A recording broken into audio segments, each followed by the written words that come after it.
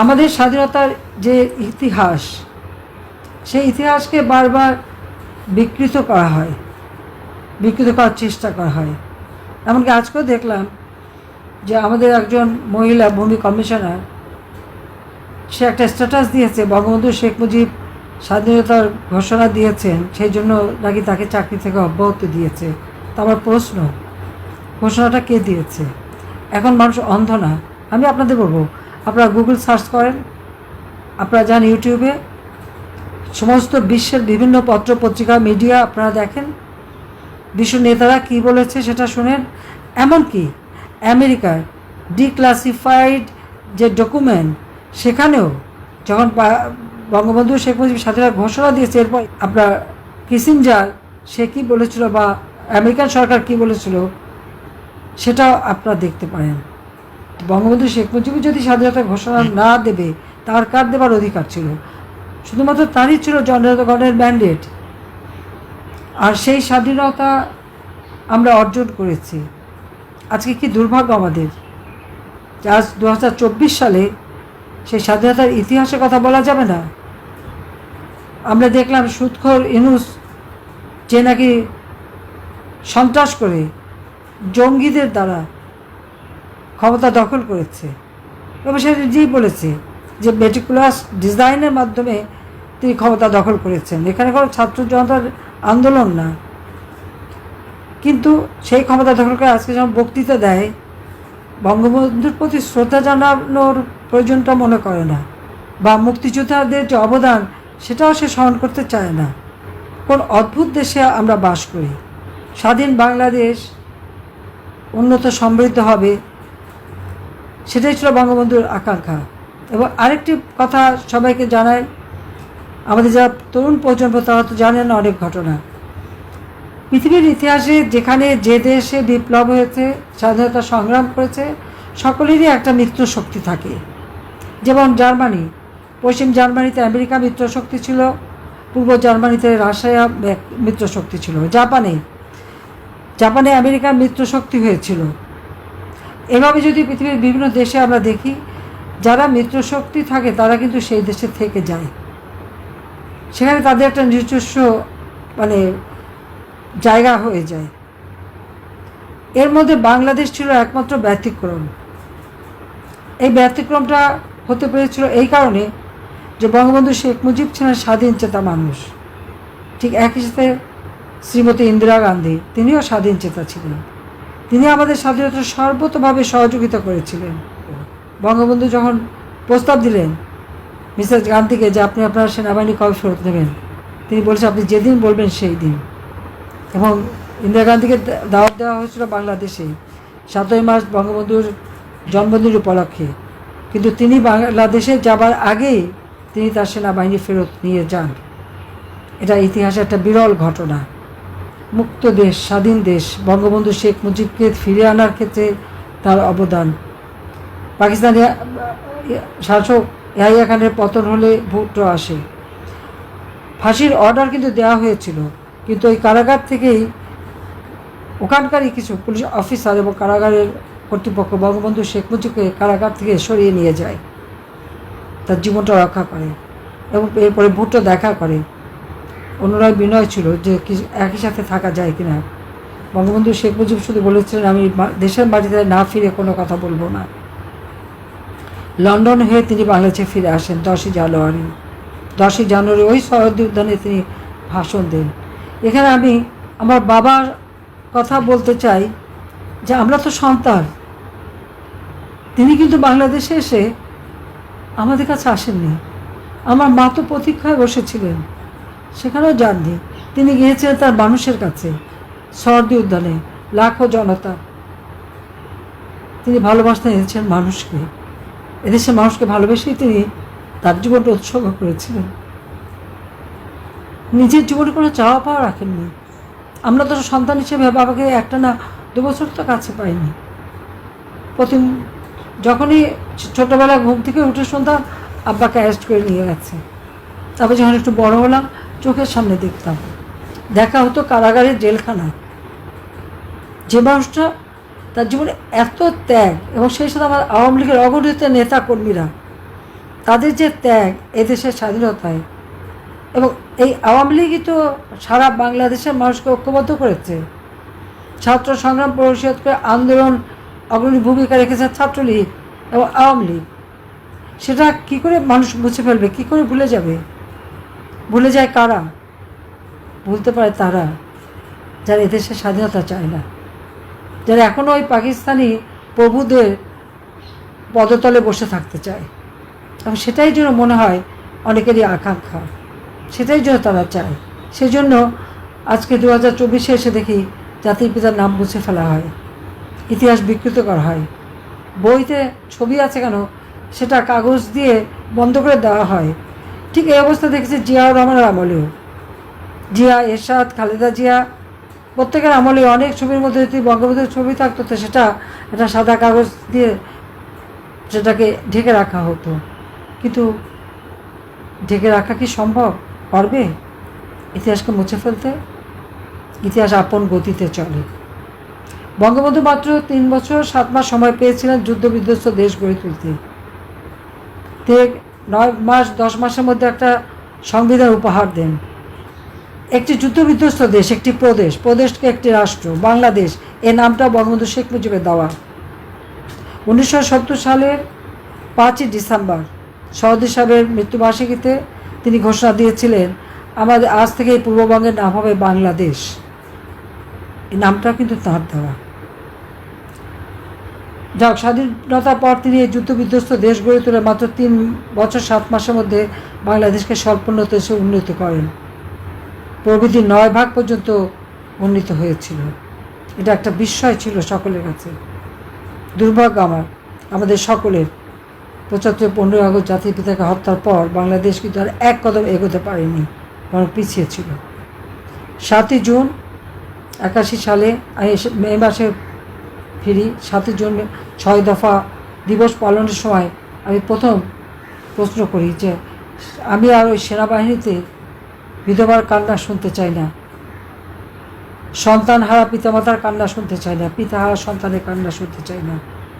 এই আত্মঘাতী সংঘাত বন্ধ করতে হবে। দেশের মানুষের অধিকার প্রতিষ্ঠা করতে হবে। মুক্তিযুদ্ধের চেতনায়, স্বাধীনতার আদর্শে বাংলাদেশ, আশাব্যদায়ক বাংলাদেশ গড়ে তুলতে হবে। ক্ষুধা দারিদ্র্যমুক্ত বাংলাদেশ, যে বাংলাদেশের স্বপ্ন দেখেছিলেন জাতির পিতা বঙ্গবন্ধু শেখ মুজিব, সেই বাংলাদেশ গড়তে হবে। আর সেই সাথে সাথে যুদ্ধাপরাধীদের বিচার এবং 15 আগস্ট খুনিদের বিচার, সেই বিচার যাতে হয় সেটাও আমাদের পরিকল্পনা ছিল এবং আমরা সেটা করতে সক্ষম হয়েছিলাম। 21 বছর পর সরকারে আসি। 96 থেকে 2001 বাংলাদেশের জন্য স্বর্ণযুগ ছিল। সে সময় কখনো কোথাও দুর্ভিক্ষ হয়নি। এরপর আবার নানা ঘটনা, বাংলাদেশের জঙ্গির উত্থান, হত্যা, গ্রেনেড হামলা, নানা ধরনের ঘটনা ঘটেছে একটার পর একটা। তারপরে দুর্নীতিতে বাংলাদেশ সারা বিশ্বের জন্য চ্যাম্পিয়ন হয়ে গেল। এমার্জেন্সি ডিক্লেয়ার হলো, আমাকে সবার আগে গ্রেপ্তার করা হলো। সেখানে দমে যায়নি। যাক, তাও 2008-এর নির্বাচন, অনেক ঘাত প্রতিঘাতের মধ্যে দিয়ে নির্বাচন এলো। সেই নির্বাচনে আওয়ামী লীগ এককভাবে, আমরা মহাজোট করেছিলাম, কিন্তু আওয়ামী লীগ সেখানে এককভাবে 233টা সিট পেয়েছিল, আর বিএনপি পেয়েছিল মাত্র 29টা সিট, উপনির্বাচনে একটা। আমরা সরকার গঠন করি, কিন্তু চক্রান্ত ষড়যন্ত্র আমাদের পিছনে লেগেই থাকে। সরকার গঠন করার সাথে সাথে দেখা গেল পিলখানায় সেখানে বিদ্রোহ হলো। সেই বিদ্রোহ আমরা দমন করলাম। যারা আমার সামরিক বাহিনীর অফিসারদের হত্যা করেছিল, সেখানে 57 জনের মধ্যে 46 জন ছিল আওয়ামী লীগ পরিবারের, ডিজি সেন নিজে, ডিজি সহ। যা আমরা সেটা বিচার করেছি, তদন্ত করেছি এবং দোষীদের বিচার করা হয়েছে, শাস্তি দেওয়া হয়েছে। কি দুর্ভাগ্যের বিষয়, 2024 সালে এসে শুনতে হলো ওই যারা সাজাপ্রাপ্ত আসামি, যারা আমাদের সেনাবাহিনীর সদস্যদের হত্যা করেছে, তাদের মুক্তি দিয়ে দিচ্ছে। নতুন করে তদন্ত কমিটি এবং মামলা আমি সহ আমাদের অনেকের নামে মামলা দেওয়া হচ্ছে। আমরা তখন সরকার গঠন করেছি, আমরা নিজেদের সরকারকে নিজেরা বিপদে ফেলতে যাব? হলি আর্টিজেন, সারা বিশ্বে যখন জঙ্গিদের আক্রমণ, আতঙ্ক, আমাদের বাংলাদেশে একটা ঘটনা ঘটলো হলি আর্টিজেনে। আমরা সেটাও সন্ধ্যা 9টায় শুরু, সকাল 9টার মধ্যে আমরা সেটা দমন করলাম, গ্রেপ্তার করলাম, এবং যারা পালিয়ে গেছিল তাদেরকে আমরা খুঁজে বের করলাম, এবং যারা জীবিত ছিল তাদের উদ্ধার করলাম, এবং এই বিচার করার পর তাদের শাস্তি দেওয়া হলো। 2024 ইউনূস ক্ষমতা আসলো এবং তাদেরকে একে একে সব ছেড়ে দিল। অর্থাৎ দেখা গেল বিডিআরে যারা বিদ্রোহী তারা এবং হলি আর্টিজানের যারা অপরাধী তাদেরকেও ছেড়ে দিয়ে, মুক্তি দিয়ে, এবং মিথ্যা মামলা সাজানো হলো আমাদের পুলিশের সদস্যদের বিরুদ্ধে। এভাবে একে একে সেই সুইডেন আসলাম যে একজন হত্যাকারী থেকে শুরু করে যত রকম জঙ্গি সন্ত্রাসী ছিল জেলখানায় সবাইকে মুক্তি দিয়েছে। গ্রেনেড হামলা, এই গ্রেনেড হামলার পর যাতে এর আলামত না থাকে সেই চেষ্টাও তারা করেছিল। তত্ত্বাবধায়ক সরকার আসার পরে 2007-এ তদন্ত হয়, এরপর মামলা হয়, সে বিচারে শাস্তি হয়, আমাদের সময় শাস্তিগুলি কার্যকর হয়, তাদেরকেও ছেড়ে দেওয়া হলো। ঠিক এইভাবে যারা এদেশে জঙ্গিবাদ, সন্ত্রাসী, খুনি, দুর্নীতিবাজ সবাইকে একে একে ছেড়ে দেওয়া। এমনকি যে দুর্নীতির মামলায় আমেরিকার FBI আসে সাক্ষী দিয়ে গেল তারেকের বিরুদ্ধে, তারও মামলা প্রত্যাহার। এবং সেখানে যিনি সাক্ষী দিচ্ছিলেন তিনি কিন্তু একটা টুইটারে টুইট করেছিলেন যে সে সাক্ষী দিয়েছে, যা সত্য, যে দুর্নীতিবাদ, তাদেরকে সবাইকে ছেড়ে দেওয়া হলো। আর আজকে কারাগারে বন্দী আওয়ামী লীগের অগণিত নেতাকর্মী, আওয়ামী লীগের যত নেতাকর্মীদের বাড়ি ঘর ঠিক হানাদার বাহিনী যেভাবে করেছে সেভাবে জ্বালিয়ে পুড়িয়ে ছাড়খাড় করেছে। এই হলো বাংলাদেশের অবস্থা। যখন বাংলাদেশকে আমরা আওয়ামী লীগ ক্ষমতা এসে 2009 থেকে 2021 আমরা 2020-এ জাতিপিতার জন্মশতবার্ষিকী এবং 2021-এ স্বাধীনতা সুবর্ণ জয়ন্তী যখন আমরা উদযাপন করি, তখন বাংলাদেশ উন্নয়নশীল দেশের মর্যাদা পেল। আজকে উন্নয়নশীল দেশ হিসেবে বাংলাদেশকে গড়ে তুলেছে আমরা।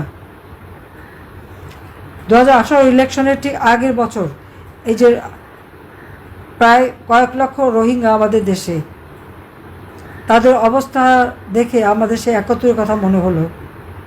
রেহানা আমাকে বলল 16 কোটি মানুষকে ভাত খাওয়া, আর কয়েকটা মানুষকে ভাত খাওয়াতে পারবে না? আমরা অবশ্যই পারবো। আমরা তাদেরকে আশ্রয় দিলাম।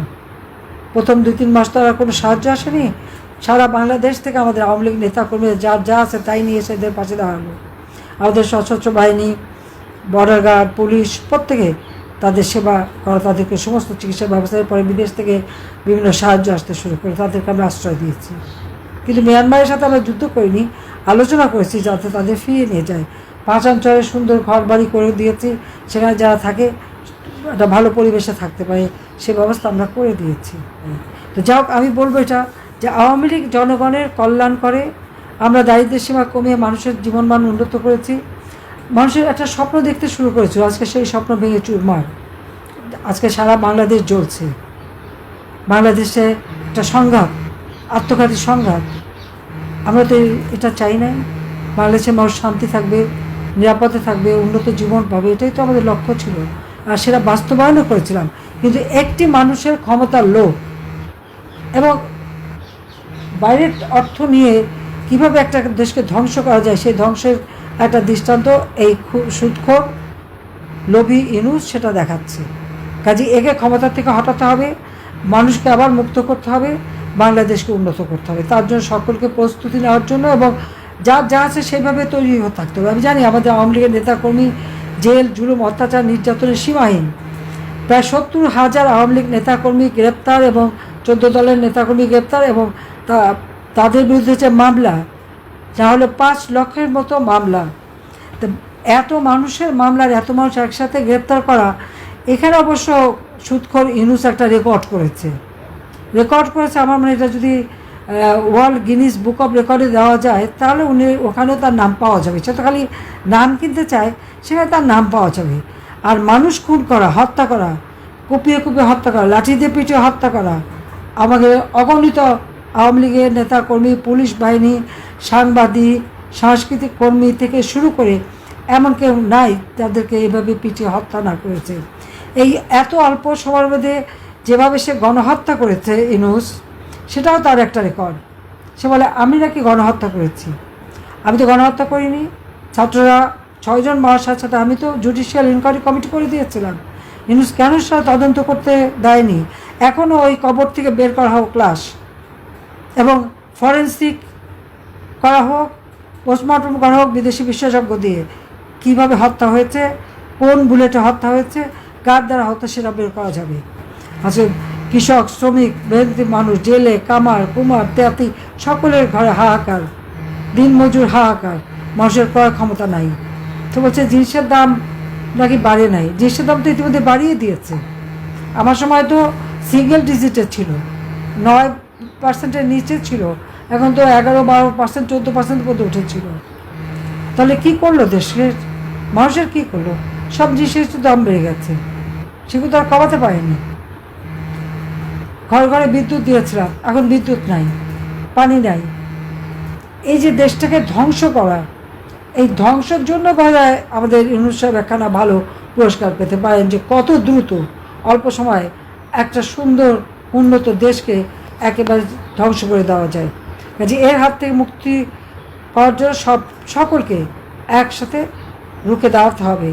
এখন আর ভয় করে লাভ নেই, আমাদেরকে সকলকে এক হয়ে রুখে দাঁড়ায় আমাদের দেশকে রক্ষা করতে হবে, স্বাধীনতার চেতনাকে রক্ষা করতে হবে। জাতির পিতার স্বপ্ন ক্ষুধা দারিদ্র্যমুক্ত উন্নত সমৃদ্ধ সোনার বাংলাদেশ আমরা গড়ে তুলব। বাংলাদেশ হবে অসাম্প্রদায়িক চেতনার শান্তির বাংলাদেশ, আমরা সেই বাংলাদেশ গড়ে তুলব। তাই এই অশান্তি সৃষ্টি যারা করছে তাদের হাত থেকে দেশকে মুক্ত করার জন্য, মানুষকে মুক্ত করার জন্য আমি সকলকে এক হয়ে কাজ করার আহ্বান জানাচ্ছি। সবাইকে ধন্যবাদ। জয় বাংলা, জয় বঙ্গবন্ধু, বাংলাদেশ চিরজীবী হোক। খোদা হাফেজ।